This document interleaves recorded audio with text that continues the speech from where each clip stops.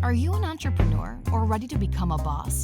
Welcome to Hawaii Boss, the business podcast made in Hawaii, where you will hear from island movers and shakers on who they are and their impact on our state. And now, step into the office of your host for Hawaii Boss, David Pettijohn. Aloha, Hawaii Boss podcast crew listening in out there, wherever you listen in or watch in. Today, we're going into the boss's office of this wonderful candidate. Listen, we've been talking to a few people about what's going on in Hawaii. It's the election year. We're fortunate today to go into the office of Shawn Richey, who's a People First Democratic Candidate for the House of Representatives of District 49. Kaneohe and Maunawili is the two spots there where he's seeking to represent. I'm sure he's got some tough competition, but hey, he's been in the Army. We're going to talk all about Shawn today. So Shawn, welcome. Thank you. Thank you so much. Great introduction. And yes, House District 49, Kaneohe and Maunawili, super honored to have the opportunity to run and represent the good people of the Windward side. Sure. I just moved from Hilo maybe a couple of years ago, and so I can feel your pain, the rain pain, but not as bad. I think Hilo's a little bit worse. Maybe we get a little bit more rain, but that's sort of, they get socked in the afternoon, and then the sun goes behind the hill there, and but a beautiful place. And a lot of folks sort of commute from there. What would you say your constituency is there? As far as just the door to door, I mean, it seems like it's more of like a bedroom community for people who work in Honolulu, but there's plenty of work over there too. Absolutely. I think that, part of the reason why I love Kaneohe so much is there's that sense of pride. It's not super up country, like heading towards, Kahaluu and up the North Shore. But it still kind of has that community feel, that community roots where people are looking out for each other. People are very proud to be from Kaneohe, look out for their neighbors and sort of have that neighborhood feel that is just so wonderful to go and be a part of. And just the way that, I'll knock on one door and they'll be like, oh yeah, my neighbor told me about you last week. Great to finally meet you, kind of thing. Yeah, it's just, that's what we say. It's Hawaii. Oahu's big, but it's a real small town. Waimanalo down the road, and then up, North Shore. I mean, that whole coast over there is sort of a little bit more, I would just say, local than the rest of Oahu. I don't know if that really makes sense, but not as much tourists over there. I guess you get some passers through, but anyway, Shawn, let's talk a little bit about you. You served in the military. I love that picture of you on your webpage. Young guy going into Iraq, sort of the deer in the headlight kind of look. Yeah. So that experience, how does that inform your politics today, or sort of your reasoning behind this? Absolutely. So, I think like a lot of young people, we're doing all of these polls, a lot of them for educational purposes. And I think it's like 50% of people who graduate high school in Hawaii don't go to college right away. Mm-hmm. And I think that a lot of that is because there's not really tracks or runways. Right. I had friends who their parents told them they had to go to college, they had to do this, or they found their passion. But for far too many of us, there's not that structure and that direction. So you're kind of at a loss after high school. I just knew that I wanted to kind of go and explore outside of Hawaii for a little bit. So my father is from Oregon, went out there and just kind of. But you grew up, born and raised in Aiea, huh? Right, born and raised here. But right after high school, I went and worked on a farm in Oregon. Learned pretty quick that the farm life wasn't quite for me, and pretty cliche. Got recruited out of a Starbucks into the Army under the guise of, hey, we can help you pay for college, because I really didn't have a way to do that. We can provide some of this structure and this discipline. And, I think as a young person still kind of finding themselves in a lot of ways, that was very appealing. So that's what initially kind of got me in the door. And then once I was there, it's such a big organization, a big bureaucracy. Like, people think the state government is big and slow, but the federal government is even bigger. And so in order to go in there and be successful, I wanted to step into something where I had a clear framework. And so that's why I ended up going into an MOS for admin, and I actually ended up a paralegal specialist, just so that I could understand the rules, the left and the right. And again, when I have that framework and that structure, then I can be creative in the middle to be productive and contribute the best I can. Well, that's true. I mean, for a lot of people, military service, the pathway, I don't want to go code. I don't want to go to a college, and the jobs right out of school aren't, unless they get into sort of trade school or something like that. You need some sort of extra education. I think hopefully that's maybe one of the pillars of I think that's what you talk about, when you say, how do you differentiate yourself? You say, people first. Right. And so how does that, how do you make that as a pillar? Because everybody's Democrat over here. If you're a Republican, it's like a scarlet bar. So I'm not really a political guy, but how do you differentiate yourself between the other Democrats out there? Absolutely. So I think you hit it on the head. When you grow up in Hawaii, everyone is kind of is Democrat. I grew up Democrat. For me, there's a large component of what is our role in government, and the reason that people first came about was actually because of the last few years, the pandemic that we were heading into.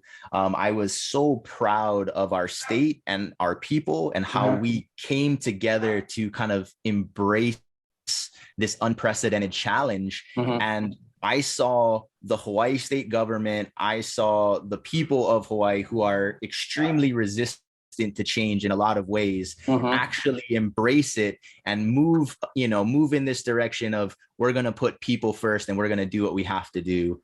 And I was, happy to see that happen.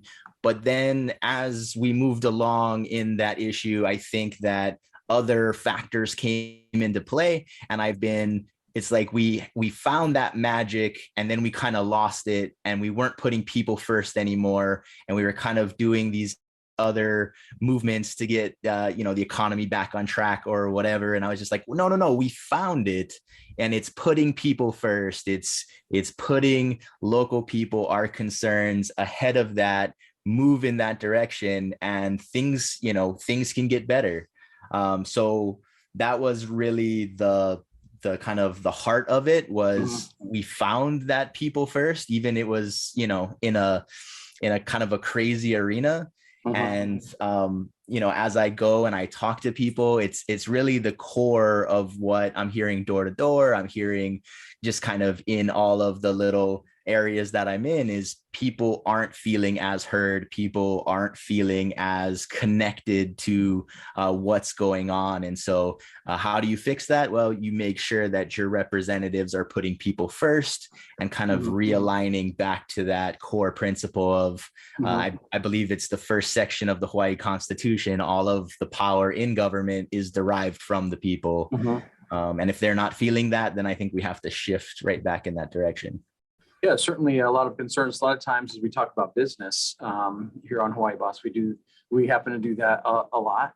And, there's some challenges, large companies too. And there's all these machinations of the economy and a lot of money going here and there. And what are some of the things, future of Hawaii here in The Voice, but what would you like to see? You said in your thing, you're a millennial, and now it's our turn. What does that mean? Absolutely. And so I think that, it even goes back to the last point of me personally. I had a team under me, and we kind of made a huge overhaul. We were working in that direction, but it really gave us the ability to shift to telework. And so for much of 2020, 2021, we were teleworking almost exclusively. We were checking in with people, we were connecting, we were working with people's individual, situations and atmospheres. And we were actually, doing everything we had to do. I would say our productivity even went up. And that is, again, just to show that when you bring those connections, when you really get people involved, get their buy-in, and there's a benefit to them, they want to produce, they want to do better. And it's the same thing, I believe, it was one of my videos recently where it's like 9 to 5 is a dirty word. You know what I mean? Like, I don't want to play that, especially after 2 years of being out at the house and having that flexibility, but still feeling connected. You know, why am I going to go back? I heard Elon Musk is going to can all of them that don't want to come back into the company or whatever like that. But, you know, there is space for that. And I think people want to have that. They're not just going to go back to the grind, the 40-hour grind. It might be 40 hours or even more, but if they're, that buy-in, how do you get that buy-in? Right.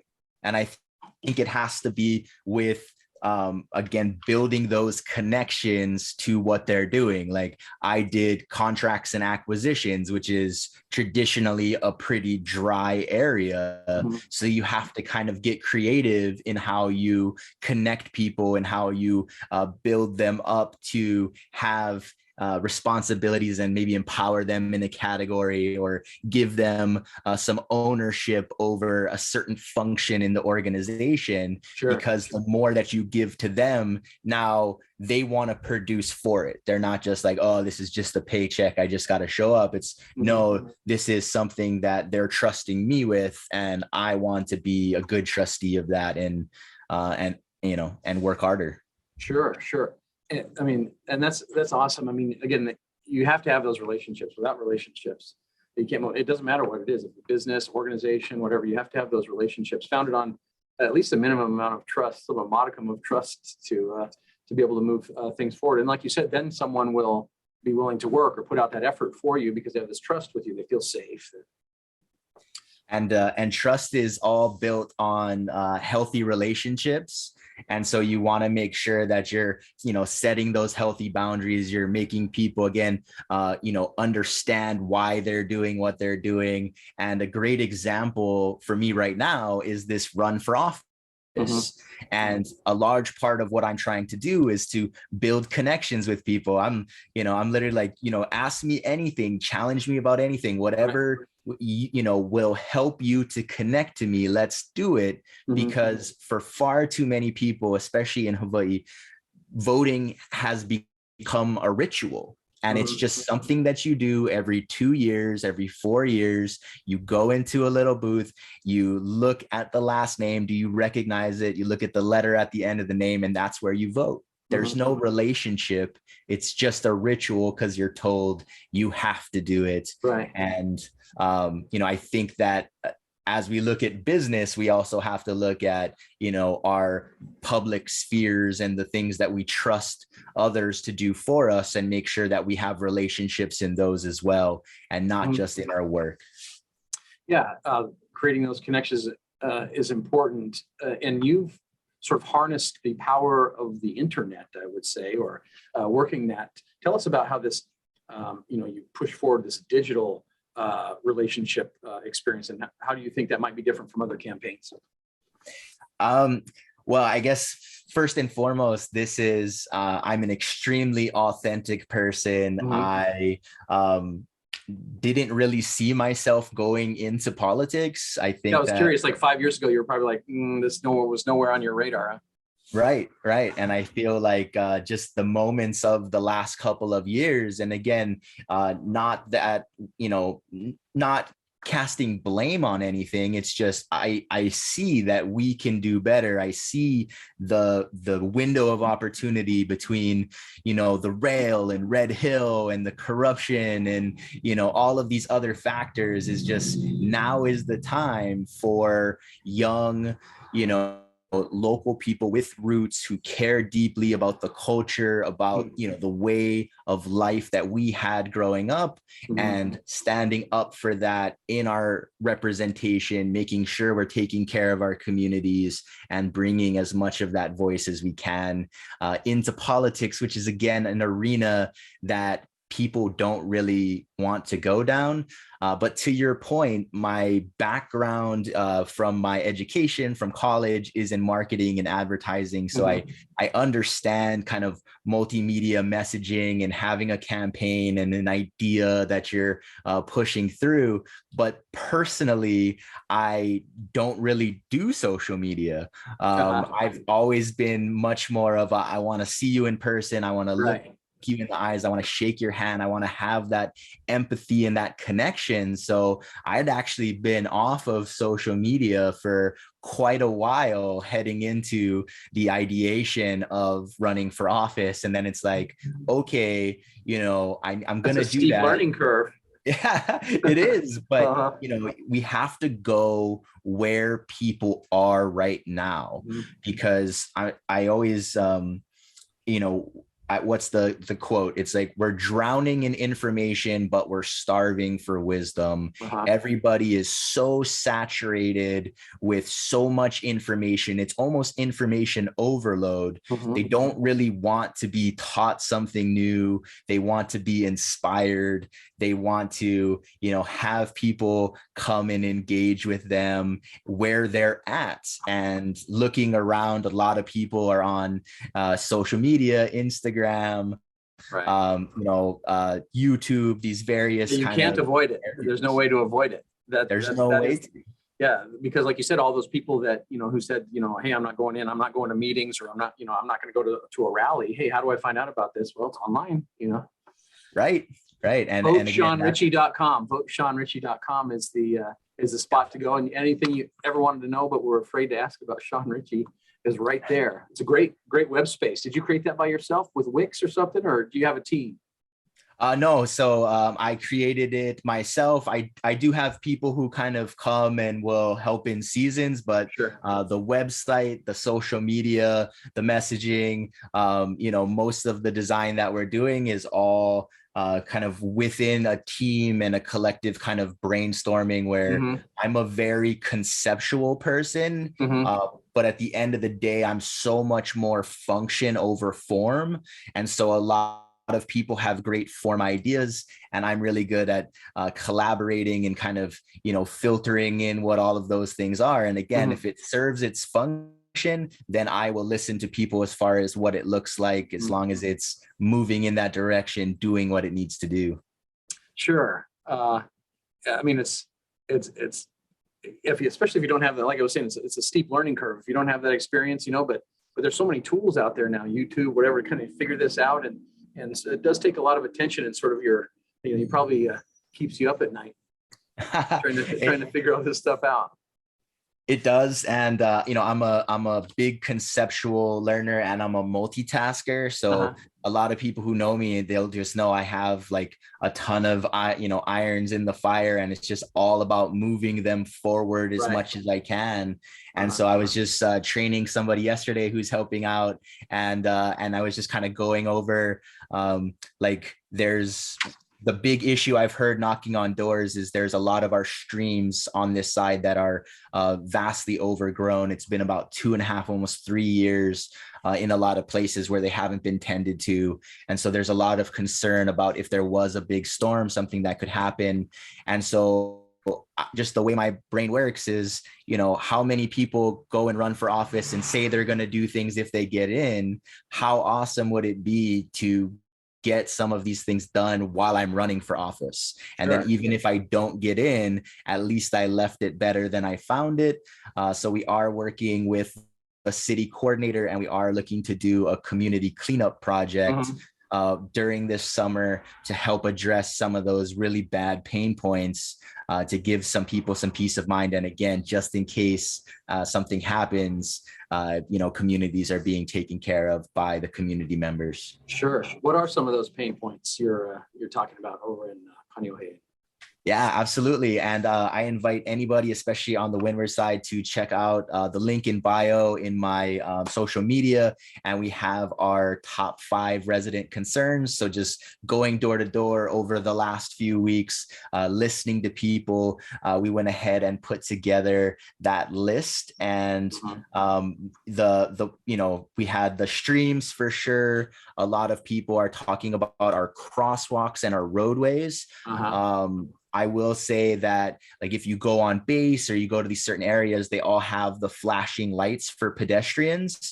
And that seems to be something that is widely demanded by people because it helps with that visibility. And there's about 3 or 4 in my district where at least once a week we hear screeching from where we live, and there has been pedestrians hit in recent memory. So that's definitely top of mind concern, as well as traffic signals in certain areas and those kind of things. And then I think not just in my area, but across Hawaii is the rise in crime that we're seeing, with inflation and cost of living going up. There's always going to be an increase in desperation, and people are saying and noticing, midday break-ins and people getting a little bit more bold because I think of the atmosphere of that desperation. And so again, when I hear those things, it's like, okay, how can I help? And so reached out, actually they reached out to me through just volunteering at church, and I connected with an officer, and I'm going to try and do some ride-alongs with HPD in my area. Those people are on the streets, boots on the ground. They have the best view. That way I can, again, grow my perspective. So as I hear these concerns and the people who are, in the best position to understand it, how can we then work towards solutions? And then the last 2 that we have there is just communication, right? And then just, how do we get people to believe again that things can change? I just had a great conversation with the older gentleman. He's like, I don't know why you're running. I don't know why anybody would run. Nothing is going to change. Nothing can change. And I feel that, and I think that, that is largely seen in the polls, as Hawaii is largely one of the most apathetic states when it comes to voting. And, I'm just soaking it up as much as I can. Sure. Well, you put yourself right in the middle of things and make yourself sort of a communication conduit for the people and the government. And sometimes we do want things to change, but sometimes we want things to go back to the way they were. As you grew up in Aiea, what's a fond memory that you recall of your time there and growing up there? Yeah, I think it's very interesting, kind of dynamic, but I knew my neighbors, I knew my neighborhood, and there was always this kind of certain level of respect for your neighbors, communication with your neighbors. It just felt very connected. And, I guess, that's my kind of fondest memories, is just, there wasn't, and maybe it was just being a kid, right? But it definitely felt like a safe area where I knew who was in my neighborhood, they knew me, and we had those baselines. And and there wasn't a giant rail track down the middle of the road the entire time. Right. That's awesome. I mean, because I think that's all any family wants. Or if they want to live here, they want to have a place for their family and kids to go and play and be safe. That's a hard thing to find nowadays.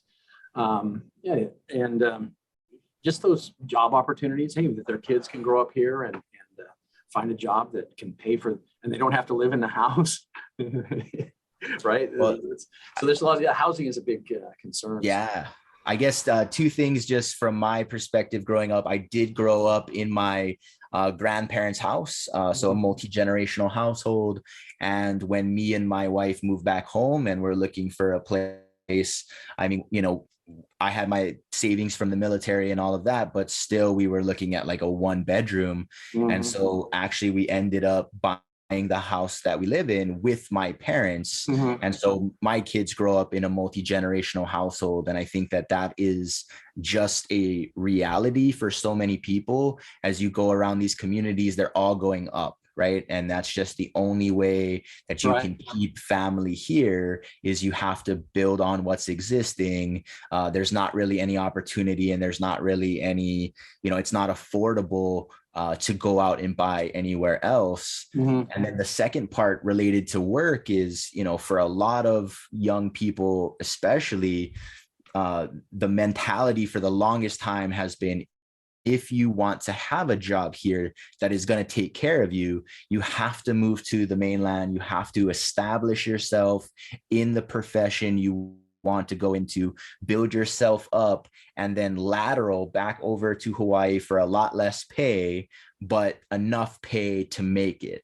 And that was kind of growing up was understood for a lot of people on, how to be successful and make it here.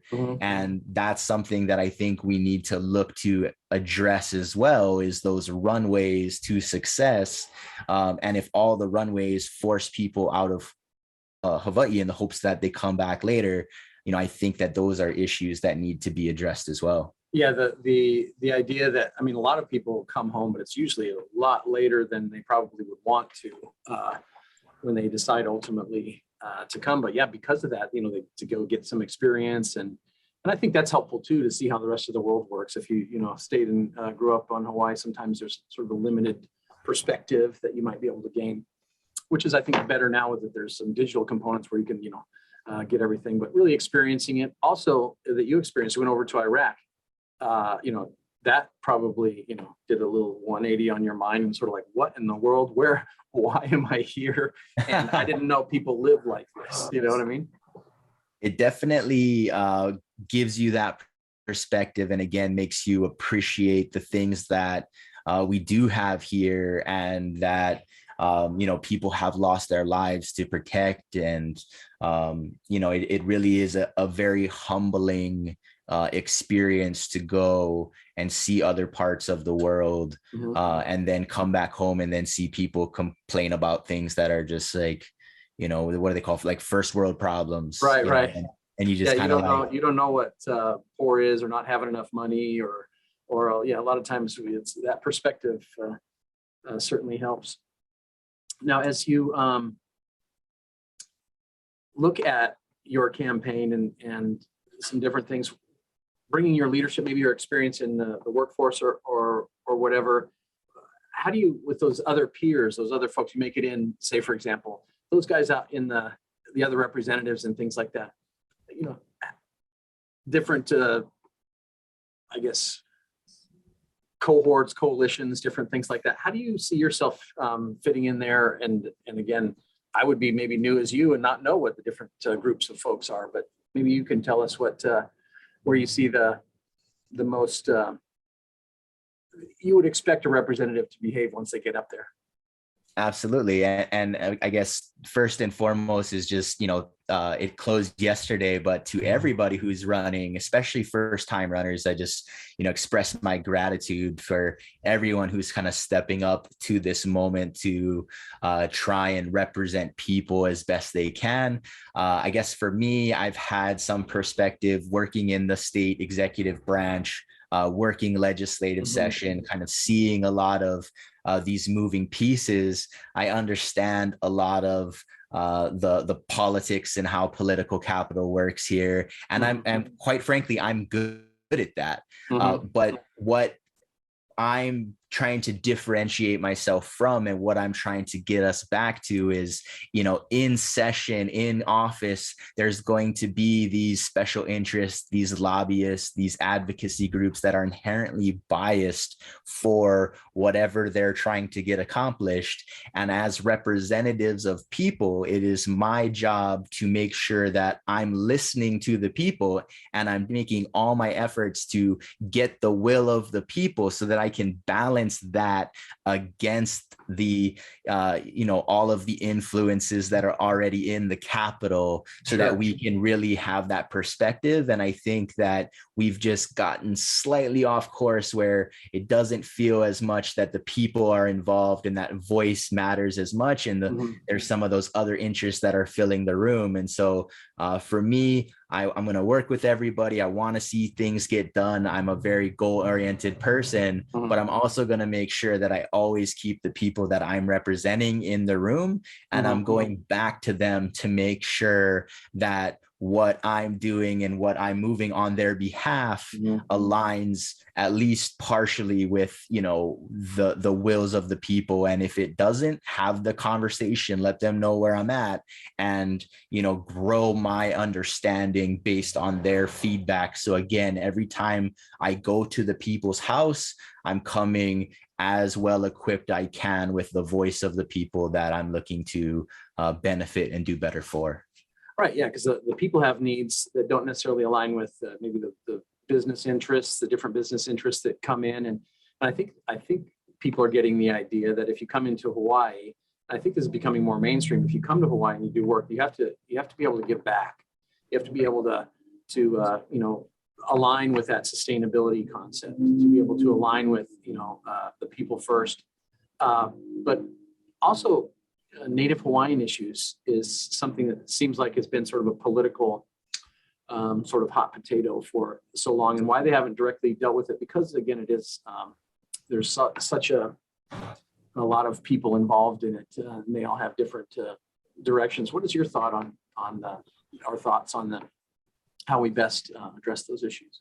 Yeah. And I, that's the conversations that I love the most. I always talk about cultures and kind of the cadence of Hawaii and all of these things. And, it's not a Western sort of, fast paced environment, and it's not a super, feudal Asian culture. It's kind of that melting pot, but the roots are deepest in the indigenous people and the Kanaka people, who are known to be, some of the most giving people in the world, almost, which was taken advantage of in certain situations. And so for that, I always say that, yes, I do believe that, Hawaii is illegally occupied, but I also believe that we're assimilated into America as the 50th states. And so we're kind of living in those contradictions. It's hard now to pull those apart. It feels like that would be a real task, but not impossible, I suppose. So for me, the solution, because again, that's how I always look, is what is a solution is, I've been a proponent of a dual citizenship model a la Israel. A lot of our representatives in DC are dual citizens of both America and Israel. And I would like to see Hawaii move in the direction of dual citizenship for Kama'aina and Kanaka, who could be both part of the kingdom and part of America. And then that would give a lot of people who, are kind of stuck in between both worlds and don't want to choose, the opportunity to support both, the opportunity for the kingdom to, step up and support their people in the ways that maybe a lot of them feel America is not, and still have, some cohesiveness to, again, the way that we are assimilated into America. And, obviously we are the 50th state. Sure. Yeah. And I was talking to Josh Green. We interviewed with him a little bit ago, and we talked about there's like 28,000 Hawaii homes still on the list of folks that need to get that. He says that's a priority for him. I'm not sure the other folks out there, but that seems one of the key issues. I think that maybe the Hawaiian people are looking for. It's taken 20s of tens of scores of years, I guess they say. This going on and on and on. So. You hear it all the time. And, and that's, again, I'm always going to have to be an advocate for people first, and there's a lot of money that's going to, government organizations that are there to benefit the people. And I have faith that they will. But honestly, for where we are right now in the current situation, I think that a large chunk of that money could have gone directly to these people now, get them back on their feet, make sure they're not leaving. I'm hearing a lot of, Kanaka people, a lot of people who've lived here their whole life who are, voting with their feet, so to speak, and are leaving when they never, ever thought they would leave. Right. And so if we were able to take that money or a portion of that money and give it directly to them so they could stay in the homes that they're in, they can renovate the homes that they're in to keep their family here, instead of, giving it to an organization that's gonna, down the line produce it. How many more people are going to have those same old stories that we all hear of, somebody who passed away while they were on the list and they never got to, benefit from the program that was designed to benefit them?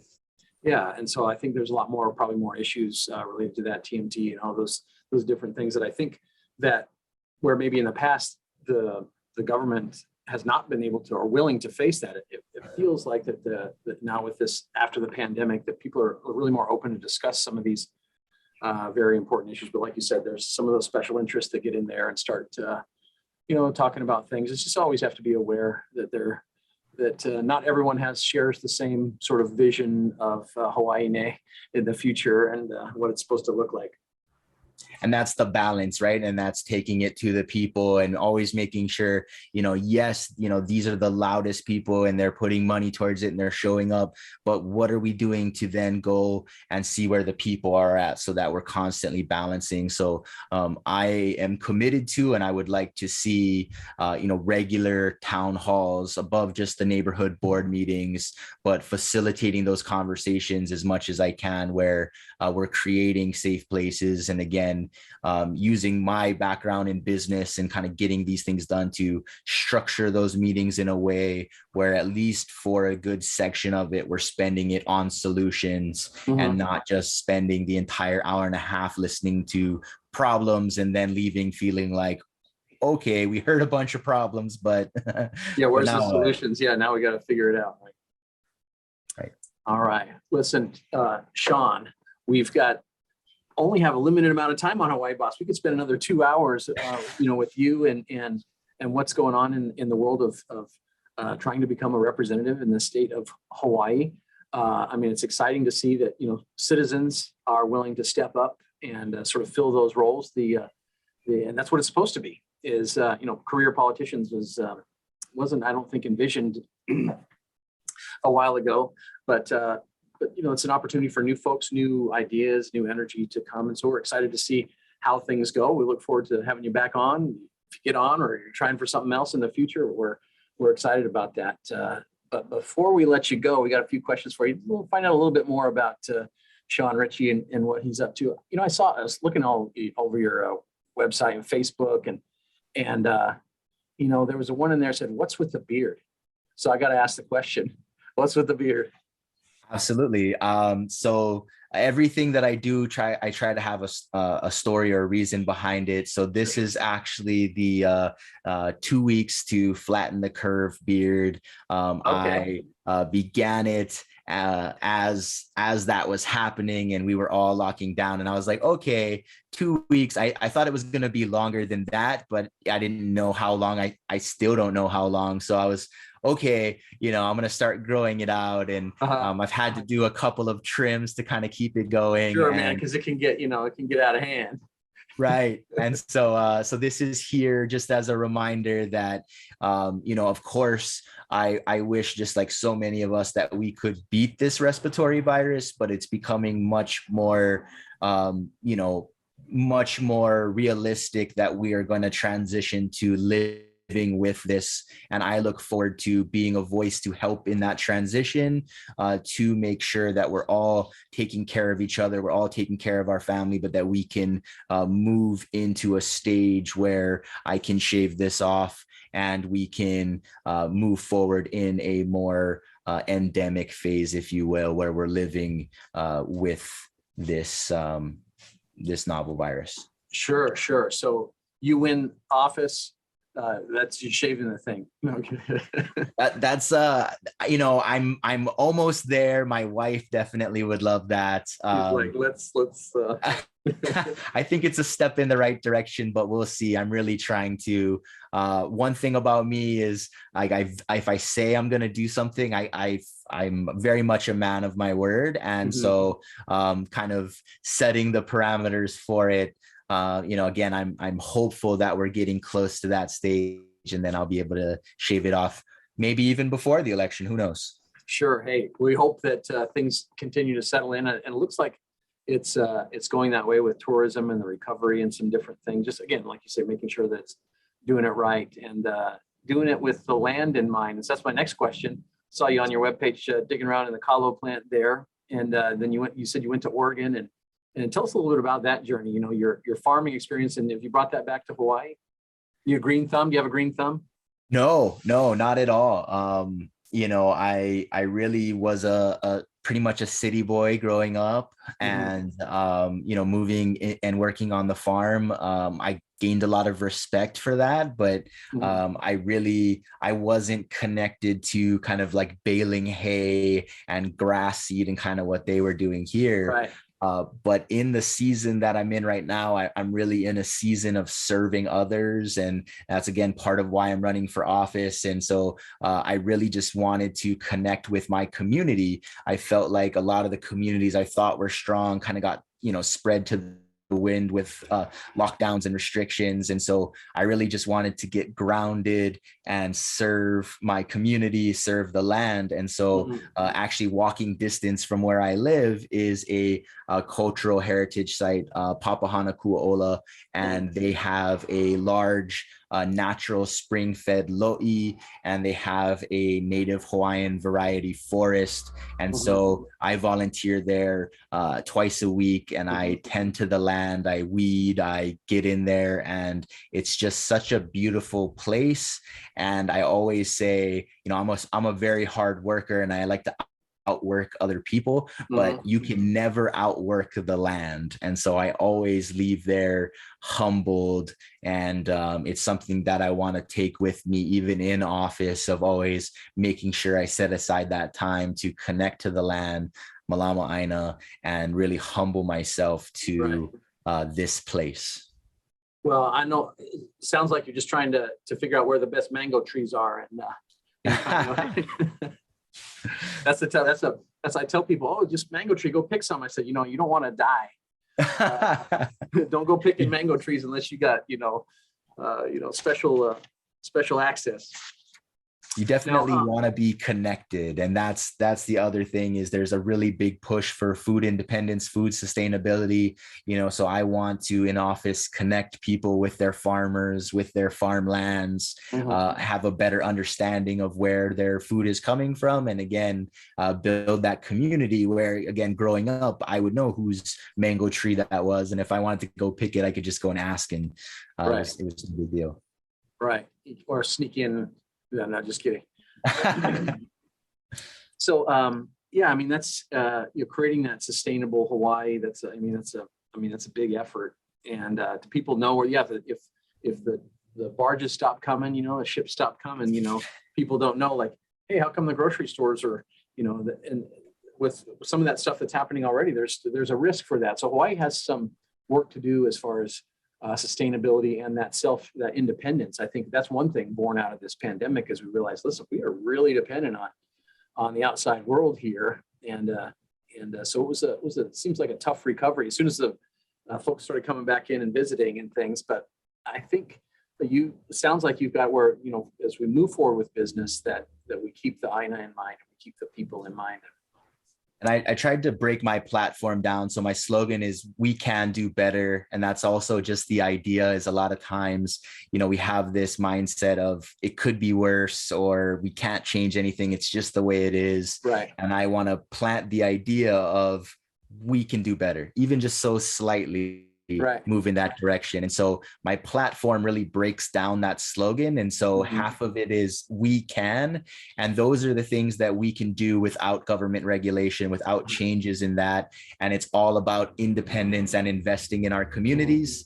And it's part of why I reached out to you. Is the number one on my list is media independence, and having those local media outlets that you can talk to and trust and listen to for those perspectives. Food independence, political independence, community independence, which can make up a lot of different areas, wellness independence, and then financial independence. So I really want to spend my time not in legislative session, in the community. How can we build up the people who are already doing that in the community, and then invite new people in so that they can continue to invest and grow and build those communities.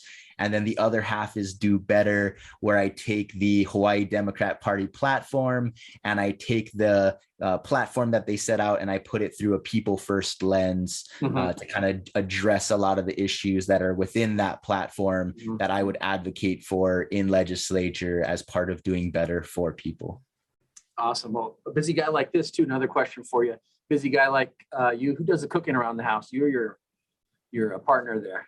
Yeah, my wife most definitely. She's my partner, and she balances me out as I'm conceptual and making all these plans and planning out the whole week, and she's like, yes, but you got to come down and eat with the family right now. Right, you got to sit down and eat with us. Some hey, let's stay grounded. You still got a family. You can't be out there in the universe out there and forget some of the most important things. Yeah. And that's exactly why I'm running. I have a 6 and a 5-year-old, and seeing just kind of the way things are going is, I need to step up for them now. I want them to see their father, going out and trying to do better for the community, connecting to the community, and stepping up to the moment that I feel compelled to step up to. Sure. When you and your family get together, and again, beautiful pictures on voteshawnrichey.com. You can see the beautiful pictures of your family there, and also some other activities that you're involved in. What's a nice place? Where do you guys go when you guys want to get away? So locally, and especially like even during portions of the pandemic, it had to be just Ho'omalahia is a botanical garden, just kind of a nature preserve. It has that kind of roadway that everybody takes pictures of with the palm trees along the way. Sure. And we would just have like kids go climb trees, right? Just go get in nature. Right. And for us, that is kind of our oasis, is just go away from the noise of everything else, go play as a family, feed the fish, the ducks, whatever. So that's in our community where we go just to kind of disconnect and again connect to nature in a lot of ways. Sure. Well, Shawn, any last words to the people so we can get your message out, what you want to share with everybody before we finish off here? Absolutely. Again, I've never been. This is a growing season for me. And the one thing that I've never been great at, I'm good at delegating, I'm good at being a boss, but I'm not good at asking people for things if they don't work for me.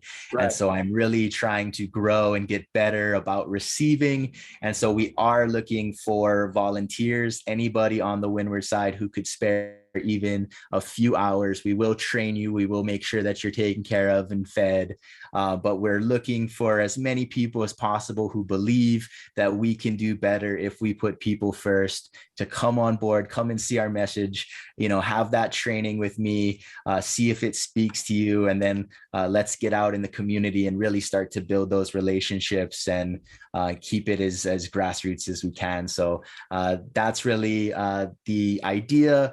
The best way to get involved is to go to our link in bio on the Instagram, which is just at Vote Shawn Richey. And we have our top 5 concerns for Kaneohe. And once you download that, we will get your information and we can get you into the training and get you involved in the campaign. So maybe help people to understand and see a little bit about the world of politics and running for office that they never have had a chance to do, and be a part of the community too. And that is one of my commitments that I'll just end on is, one thing that I will say I'm going to do in office is to raise up people in the community to run against me. I always think that competition makes for the best results. I was hoping that there was going to be a lot more people running this time around, but if I do get into office, I'm not somebody who is looking to hoard power or, I want my success to be the community's success. And part of that success is raising up people who maybe think, oh, I'm not smart enough for politics, or, oh, I don't have this or that for politics, and empowering them and teaching them that you just have to ask the right questions. You just have to be committed and be a part of the community. And if you can best represent the people's voice, then you should be in office. And I encourage them, and I want to, again, build them up to run against me in future elections. Awesome. Well, listen, Shawn, we're so glad that you came on the Hawaii Boss and added your voice to this very important sort of business leadership, community development, discussion that I think Hawaii needs to have. And so, best of luck to you, and until next time, aloha. And thank you for what you do in building up voices. And it was an absolute pleasure. Take care. All right. Aloha. Make sure to subscribe to Hawaii Boss and follow us on social media at Hawaii Boss Podcast at the links in the description. We'll see you soon in the boss's office.